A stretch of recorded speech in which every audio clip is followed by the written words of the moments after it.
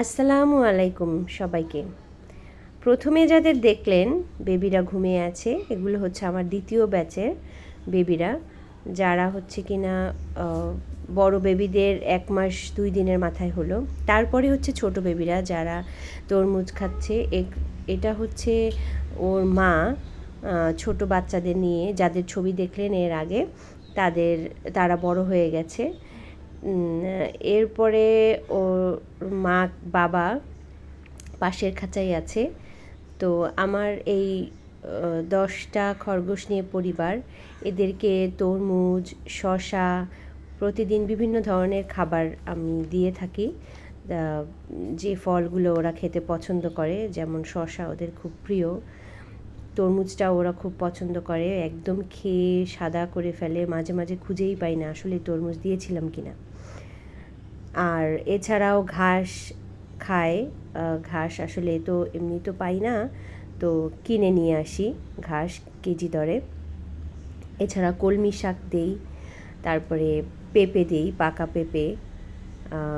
তারপরে হচ্ছে এখানে ছোট বাচ্চারা আছে, কি সুন্দর বাটির মধ্যে বসেছিল। ওরাও ওর মার এই বয়সে ওর মার মানে খরগোশের দুধ খাওয়ার পাশাপাশি বিভিন্ন সব কিছুই একটু একটু করে খাওয়া শেখাচ্ছি, কারণ দ্বিতীয় ব্যাচের বাচ্চাগুলোকে বিক্রি করে দিব। এটা হচ্ছে ওর বাবা। এই মাটাকে একটু ছেড়ে দিয়েছি, ও একটু ঘুরে বেড়াচ্ছে। এখানে হচ্ছে আমার 9টা খরগোশ। এই যে মা ঘুরে বেড়াচ্ছে, সাথে বড় খরগোশ 2টাকে ছেড়ে দিয়েছি। ছাড়ার সাথে সাথে আমার খেতে চলে আসছে, মানে সবজি খেতে চলে আসছে, খেতে মানে শাক খেতে, মানে কি একটা অবস্থা। এই তো তার সাথে সাথে তারা আমার বেলি ফুল গাছটার যতটুকু নাগাল পেয়েছে ততটুকু পাতা খেয়ে ফেলেছে, মানে দেখতেই পাচ্ছেন ওই যে মানে ওইখানে ডাল। আবার অনেকে আসলে যেটা বলে সবাই যে খরগোশ আর বিড়াল একসাথে থাকতে পারে না, কিন্তু যেহেতু আমার বাসায় সব কিছুই আছে, তাই আমি চেষ্টা করি ওদের একসাথে মিলেমিশে রাখার জন্য। এক বাটিতে খেতে দেই, কারণ ওদের আমি ছেড়ে রাখি, কাউকেই আমি আটকে রাখতে পারবো না, তাই ওদের ছেড়ে রাখি, ওদের একটা ফ্রেন্ডলি যাতে রিলেশন হয়। আসলে অলরেডি হয়ে গেছে, ওরা মানে বন্ধুর মতো এরকম খেলাধুলা করে।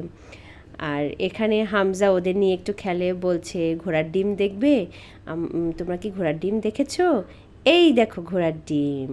হ্যাঁ, তো এগুলো আসলে অনেক আনন্দদায়ক, এগুলো আসলে আমাদের অনেক ভালো লাগে। কিন্তু ওদের পরিষ্কার করতে হয় মানে ওদের খাঁচা প্রত্যেক দিন পরিষ্কার রাখতে হয়, না হলে ঘর বাড়িতে গন্ধ হয় এবং ওদের গায়েও গন্ধ হয়।